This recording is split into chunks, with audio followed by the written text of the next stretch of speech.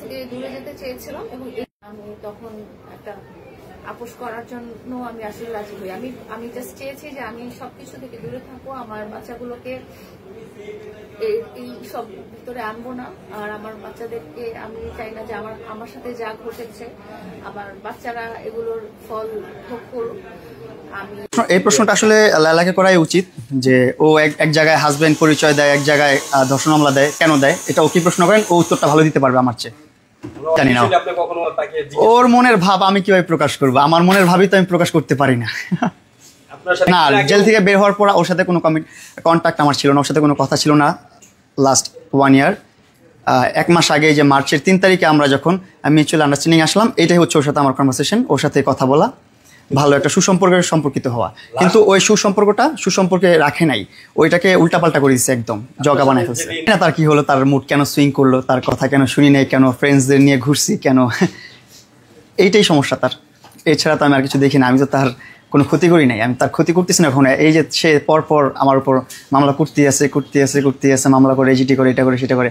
আমি চাইলে তো করতে পারি, আইন তো সবার জন্যই সমান। আমি চাইলে তো করতে পারি। আমি করতে চাচ্ছিলাম না কেন? আমি চাচ্ছিলাম যে আমি কারো ক্ষতি না করে আমি চলে আসতে চাচ্ছি, আমি একটা সুন্দর লাইফ লিড করতে চাচ্ছি, সুন্দর একটা জীবন চাচ্ছি আমার লাইফে। যা হয়েছে তার প্রবলেম, হ্যাঁ তার অনেক প্রবলেম। আমার সাথে কোনো মেয়ে লোক থাকলে এটা তো সমস্যা না। তার সাথে 1 বছর হয়ে গেছে, ব্রেকআপ হয়ে গেছে, কেন সে আমার সাথে আরেক মেয়ে অ্যাকসেপ্ট করবে না? আমি কি লাইফে আগাবো না? আমার জীবনটা আগাবে না? আমার কি এখানেই থেমে থাকবে তার জন্য? আমি কি সংসার করবো না জীবনে? আমি কি বিয়ে করবো না? আপাতত আমার মক্কেল প্রিন্স মামুন 6 সপ্তাহের আগাম জামিন পেয়েছে হাইকোর্টের একটি বেঞ্চ থেকে, আর 6 সপ্তাহ পরে লোয়ার কোর্টে আবার সারেন্ডার করতে হবে। তো আসলে আমার মনে হয় বিষয়টা এখন দেশবাসীর কাছে হয়ে গেছে। আমি আমার একটা ভিডিওতে বলেছিলাম যে আমরা কি একটা অদ্ভুত জগতে, আমরা একটা অদ্ভুত দেশে বাস করছি, যেমন এটাকে আসলে উদ্ধার করে না। আমাকে নখ দিয়ে পর্যন্ত বলছে যে ম্যাম আপনি মামুনকে বাঁচান। তো এটা আসলে দিয়ে দিবে, হ্যাঁ এক্স্যাক্টলি, জনগণ দিবে, জনগণ বুঝবে। কিন্তু আসলে আসলে আইনগত প্রক্রিয়াটা তো কোর্টের মাধ্যমেই যেতে হবে, তাই না? তো আমরা আশাবাদী যে আমরা লোয়ার কোর্টও বিবেচনা করবেন মিথ্যা এই হয়রানিমূলক মামলাগুলো, যে ওর ওকে কেন করা হচ্ছে, বারবারই হয়রানি করার জন্য করা হচ্ছে। আশা করি কোর্ট বিবেচনা করবেন এবং আমরা আবার দেয় এই সাধ্য কার আছে। আর সবচেয়ে বড় কথা, আমি ফিল করি না, ধরেন আপনি প্রেশার ফিল করলে আপনার প্রেশার, আপনি প্রেশার না ফিল করলে প্রেশার ফিল না। আমি তো সবচেয়ে বেশি প্রেশারে থাকি আমার বাচ্চা কাচ্চা। সামাজিক ভাবে বলেন যে মামলাটার টপিকসটা এত মানে নুড ভাবে গেছে, বললামই তো যে মানে বিলো স্ট্যান্ডার্ডে নেমে গেছে বিষয়টা, সেটা নিয়ে একটু কথার সম্মুখীন হতেই হয়, কারণ মামলাটা তো ভালো ন্যাচারে নয়, সেটা আপনারা ভালোভাবেই জানেন সবাই। আবার হ্যাঁ, অনেকে আবার জিজ্ঞেস করে, অনেকে দেখলাম এখন মামুনের ব্যাপারে ম্যাক্সিমাম মানুষ পজিটিভলি নিচ্ছে যে না ছেলে, হ্যাঁ সেটা তো শুনেন বাংলাদেশের মানুষ কেমন। আমরা ছোটবেলায় একটা গল্প পড়েছিলাম, মনে আছে মনে হয় আপনাদের, যে সব এলাকায় ইসের জন্য জেলখানা বানানো হয়েছে, কোথায় যেন একটা, বাংলাদেশে বলেছে কোনো প্রহরী রাখা লাগবে না।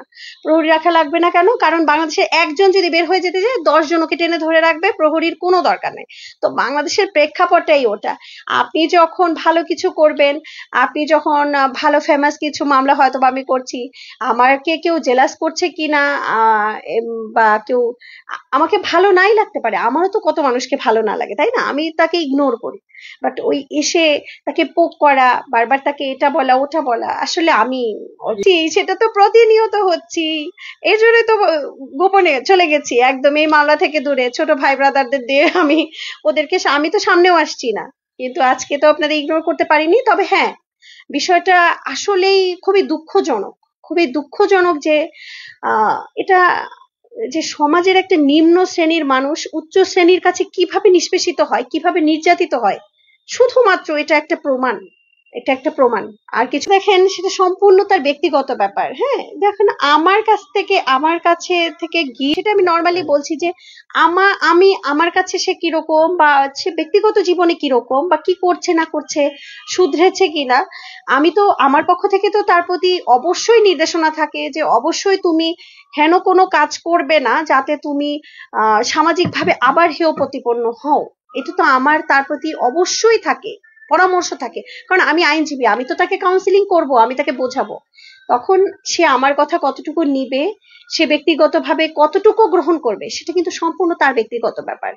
আর হ্যাঁ, আপনাদের এই শো মানে আপনাদের এই সাক্ষাৎকারের মাধ্যমে আমি ওই তথাকথিত ওই সাক্ষাৎকার যারা নিয়েছেন সেই উপস্থাপকদের বলতে চাই, দেখেন ভিতরে আমি কে, আমি কিভাবে কাজ করি, আমার পরিকল্পনা না জেনে আপনি যে ঢালাওভাবে বলছেন তাহলে তোমার আইনজীবী কি করছে, আইনজীবী কি মামলা দিতে পারছে না। আপনাদের জ্ঞাতার্থে আমি একটা কথা বলি, আপনারা জানলে উপকৃত হবেন যে প্রিন্স মামুন শুধুমাত্র যে তার নিজের মামলাটা যে ডিফেন্স করবে, সে নিজের মামলাটা ডিফেন্স করার এবিলিটি তার নাই, সেই এবিলিটি তার নাই। আমার তাকে সাপোর্ট দিতে হয়, আমার তাকে আইনি সাপোর্ট দিতে হয় এক প্রকার বিনামূল্যে।